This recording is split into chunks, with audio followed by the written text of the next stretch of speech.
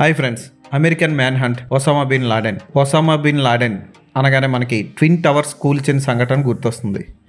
ఈ Osama bin Laden అమెరికాని twin towers కూల్చి ఎలా ఇబ్బంది పెట్టాడు, అసలు వాడు అమెరికా ట్విన్ టవర్స్ని ఎందుకు కూల్చాడు, కూల్చిన తర్వాత 9 ఏళ్ళు తప్పించుకు తిరిగి ఎలా చచ్చాడు, వాడిని చంపడం కోసం అమెరికా ఎంత కష్టపడింది, అతను ఎక్కడెక్కడికి పారిపోయి దాక్కున్నాడు, అతన్ని పట్టుకోవడం కోసం ఎలాంటి వలలు వేసి ఎవరెవరిని పట్టుకొని అతని దాకా చేరారు, అతన్ని ఎలా మట్టుబెట్టారు అన్నది ఈ వెబ్ సిరీస్లో 3 పార్ట్స్లో చూపిస్తాడు.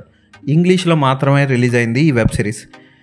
ఆ ఆపరేషన్స్లో పాల్గొన్న వివిధ శాఖలకు చెందిన CIA intelligence officers, army officers, intelligence officers చెప్పిన సంఘటనలన్నీ ఒళ్ళు గగురు పొడుస్తాయి. ఒక్కొక్క లైను కూడా ప్రతిదీ చాలా అద్భుతమైన, మనం ఇప్పటి వరకు వినని సంఘటనలనే చెప్తాయి.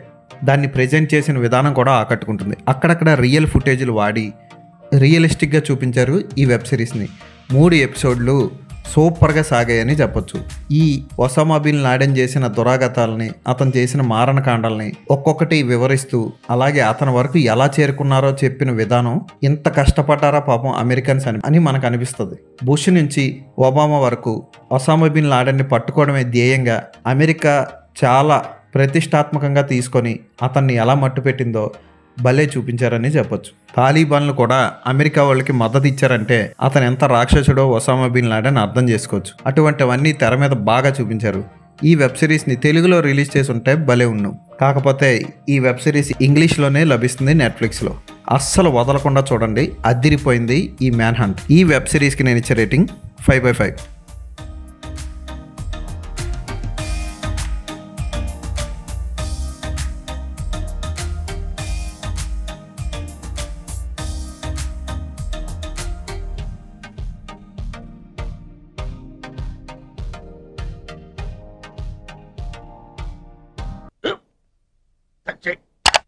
స్కూల్ బెంచ్ లాగా ఎంత గట్టిగా ఉందోరా.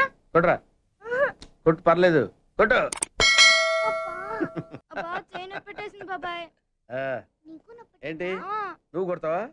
కమా బిట్ మీ యార్. వద్దు బాబాయ్. వాణ్ణి నేను కొట్టడం లేదమ్మా, వాణ్ణే నన్ను కొట్టమంటున్నాను. నువ్వేం కంగారు పడక్కర్లేదు. అడుగుతావేంటి?